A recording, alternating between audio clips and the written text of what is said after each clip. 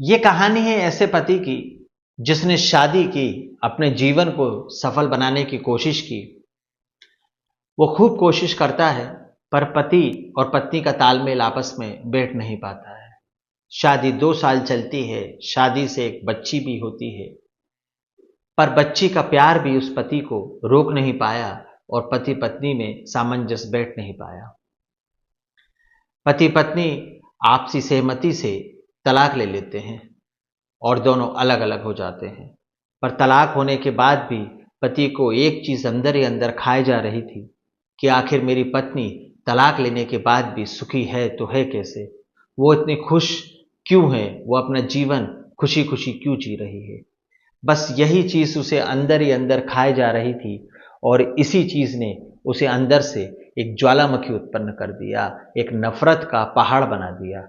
और उसने कत्ल करने के, उस महिला को खत्म करने के, उसके परिवार को पूरे खत्म करने के 5 तरीके सोचे और एक सनकी पति की अजब कत्ल की कहानी जिसमें उसने कुल 5 तरीकों को अपनाया। क्या था पूरा मामला, क्या थी पूरी कहानी, ऐसा उस पति ने क्यों किया और इस नफरत के पीछे की वजह क्या थी, इस कहानी के माध्यम से जानने की कोशिश करेंगे। नमस्कार, आदाब, सत श्री अकाल। आप देख रहे हैं प्रदीप स्टोरी और मेरे चैनल पर पहली बार आए तो चैनल को सब्सक्राइब कर लीजिए ताकि मुझे आपका सपोर्ट मिलता रहे और आप तक ऐसी कहानियां पहुंचती रहें और अपने विचार कमेंट्स में मुझे ज़रूर बताएं।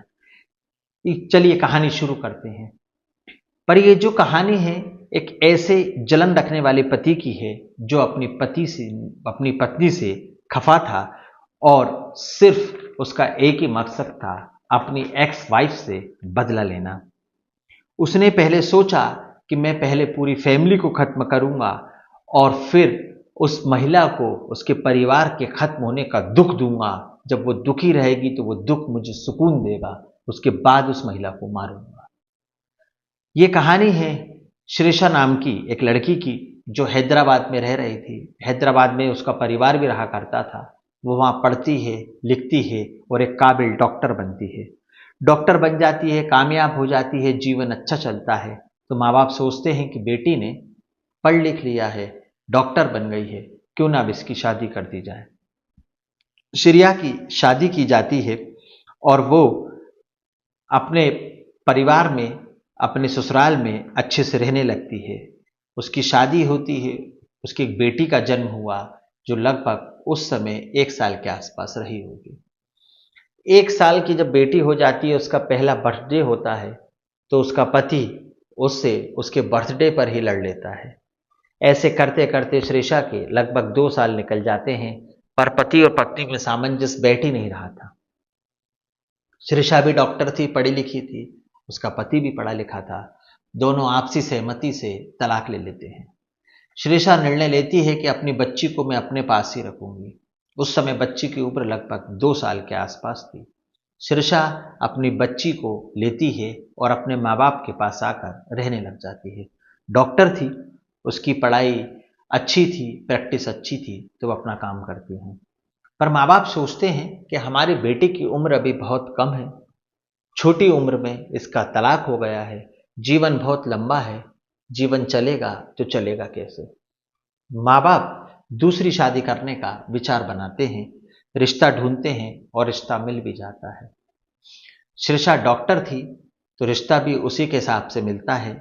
इंग्लैंड में आईटी कंपनी में काम करने वाले अजीत कुमार का रिश्ता उसके पास आता है।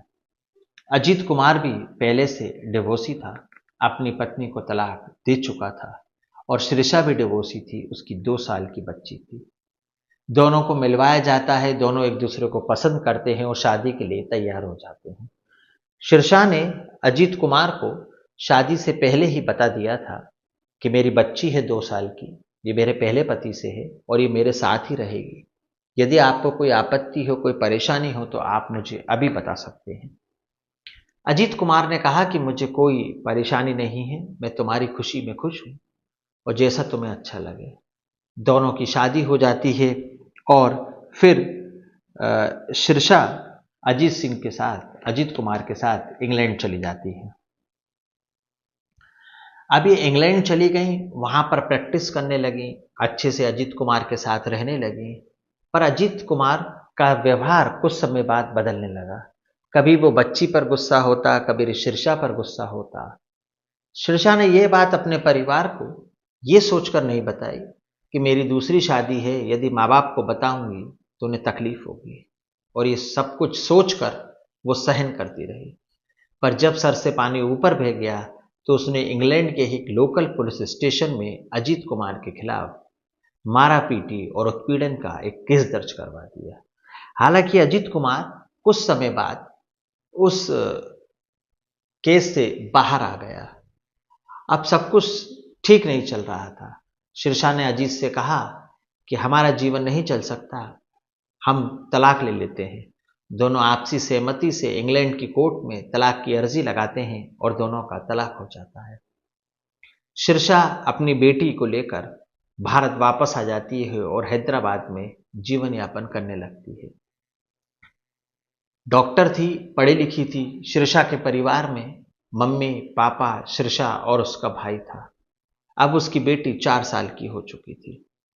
इसी बीच शीर्षा के भाई की शादी तय हो जाती है। शादी 3 जुलाई की होनी होती है और सब कुछ तैयारियां चल रही थी।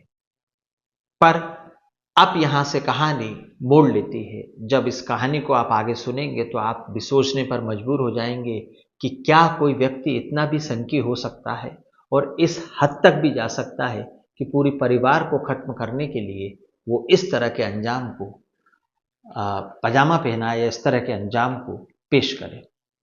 2 तारीख की रात को शीर्षा और उसके पूरे परिवार की तबीयत खराब हो जाती है। अब सभी लोगों को अस्पताल भर्ती किया जाता है और सबका इलाज किया जाता है, तो पता चलता है कि शायद खाने में कुछ फूड पॉइजनिंग हो गई होगी, इस वजह से ये सबकी तबीयत खराब हो गई। 3 जुलाई के दिन सभी लोग शादी में व्यस्त रहते हैं और शादी संपन्न करते हैं और सब कुछ बढ़िया चल रहा था। फिर 4 जुलाई को फिर से घर का जब खाना खाया तो सभी लोगों की तबीयत खराब हो गई। अब सब लोग आपस में बैठे और उन्होंने विचार किया कि कहीं ऐसा तो नहीं कि हम घर का खाना खा रहे हैं, इससे हमारी तबीयत खराब हो रही हो। तो सब ने डिसाइड किया कि हम बाहर से ऑर्डर करेंगे, ऑनलाइन ऑर्डर मंगाएंगे। सभी लोगों ने अपनी पसंद का ऑनलाइन ऑर्डर अलग अलग आईडी से मंगाया। बाहर से खाना आता है, सभी लोग खाना खाते हैं और किसी को कुछ नहीं होता है। अब लगातार बाहर से ही ऑर्डर किया जाता और लोग अपनी पसंद का खाना मंगाते और घर में खाते। अब ऐसे करते करते लगभग 10 दिन का समय बीत गया। सभी लोगों ने आपस में बैठकर बात की कि ऐसे आखिर कब तक बाहर से खाना मंगाकर खाते रहेंगे। फिर उन्होंने घर का खाना बनाया, घर पर खाना खाया और फिर से तबीयत खराब हुई। और इस बार माँ की तबीयत कुछ ज़्यादा ही खराब हो गई। माँ उल्टियाँ करने लगी और उल्टियाँ करते करते खून की उल्टियाँ करने लगी और कुछ समय बाद माँ की डेथ हो गई। अब शीर्षा डॉक्टर थी, उसने ये बात अपने एक डॉक्टर फ्रेंड को बताई। तो उन्होंने कहा कि जो तुम खाना बाहर से मंगाते हो या घर में जो खाना बनाते हो उसकी टेस्टिंग की जाए और पानी की भी टेस्टिंग की जाए। अब खाने की टेस्टिंग की गई, पानी की टेस्टिंग की गई, पर उसमें कुछ भी नहीं मिला। अब सोचने वाली बात यह थी कि जब खाने में कुछ नहीं है, पानी में कुछ नहीं है, तो आखिर लोगों की तबीयत खराब हो तो हो क्यों रही है? अब ऐसा क्या हुआ है? अब शीर्षा की फ्रेंड कहती है कि हमने सब कुछ कर लिया है, हम बाहर का खाना खाते हैं तो बीमार नहीं होते हैं, पर घर का खाना खाते हैं तो बीमार हो जाते हैं। अब तुम्हारी किचन में क्या रखा हुआ है वो देखते हैं। अब ये किचन में गए, इन्होंने मसाले वहां से निकाले और उसको लेबोरेटरी में टेस्ट करने के लिए भेजा। जब 2 दिन बाद टेस्ट की रिपोर्ट आई तो जिसने भी उस रिपोर्ट को पढ़ा वो सुनकर सन्न रह गया।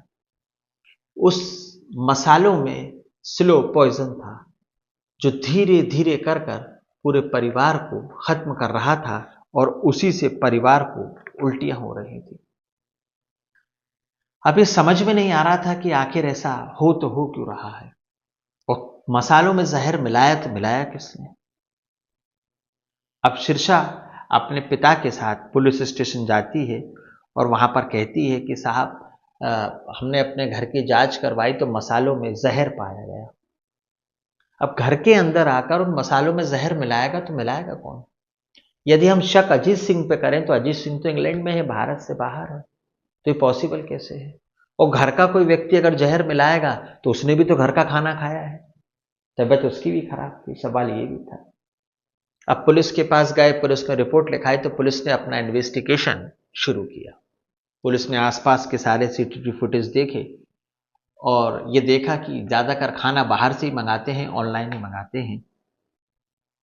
अब पुलिस ने पूरे परिवार से पूछताछ की और उनके बयान लिए और ये सब जानने की कोशिश की कि आखिर ये सब हो तो हो कैसे रहा है। पुलिस ने उनसे पूछा कि मसाले जो आपने लेबोरेटरी टेस्ट पे भेजे थे ये कहाँ से आए? तो उन्होंने कहा कि हमने ऑनलाइन मंगाए थे, डिलीवरी बॉय लेके आया था।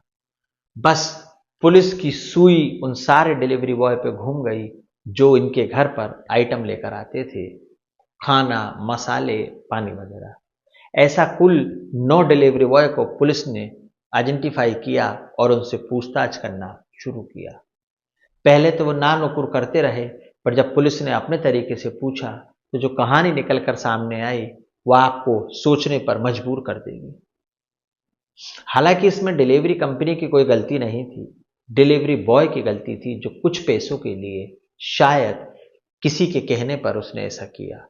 किसने उससे ये करवाया और क्यों डिलीवरी बॉय ने इस घटना को अंजाम दिया, अभी ये जानना बाकी है। तो पता चलता है कि जहर कौन मिला रहा है और जहर आया कहां से और कैसे कैसे मिल रहा है। तो पता चलता है कि डिलीवरी बॉय जो हैं अजीत सिंह के टच में थे, पर अजीत सिंह तो इंग्लैंड में था। पर अजीत सिंह का एक रिश्तेदार, चाचा का लड़का हैदराबाद में रहा करता था। अजीत सिंह ने उसे अपने मन की कथा पूरी बताई और बताया कि शीर्षा से मेरा तलाक हो गया है और वो खुश है और ये चीज़ मुझे अंदर ही अंदर खाई जाती है। मैं उसके और उसके पूरे परिवार को खत्म कर दूंगा। पहले पूरे परिवार को मारूंगा और जब उसके दुख में शीर्षा रोएगी तब उसे खत्म करूंगा, तब मेरी आत्मा को शांति मिलेगी।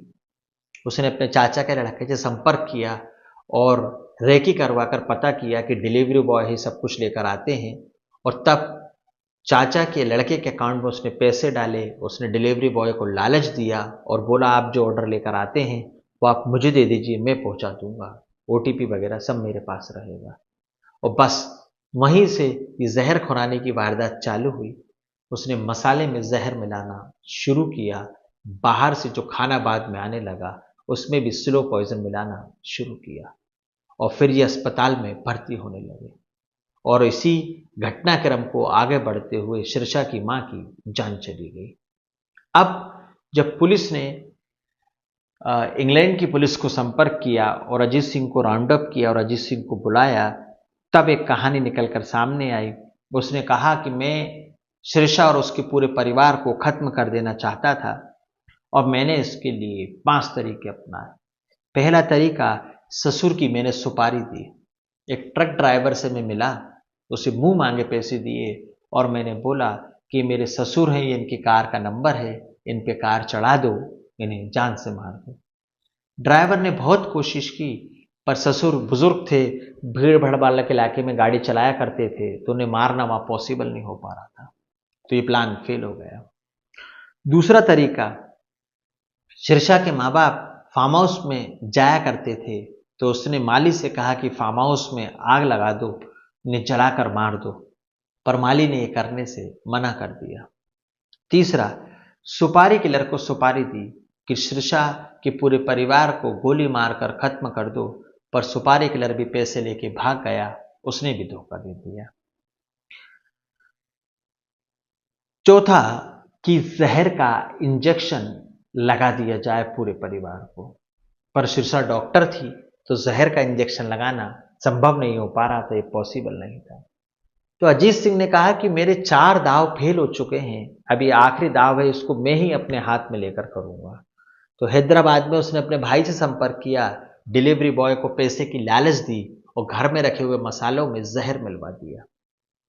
हालांकि पुलिस ने अजीत सिंह को गिरफ्तार कर लिया है और फिर इस अपराध का खुलासा हुआ। एक व्यक्ति जो अपनी पत्नी को खुश नहीं देख पाया, उससे बदला लेने के लिए उसके पूरे परिवार को मारने की साजिश उसने रची और एक सनकी पति की कातिलाना हरकतों के 5 अंजाम की कहानी मैंने आपको सुनाई।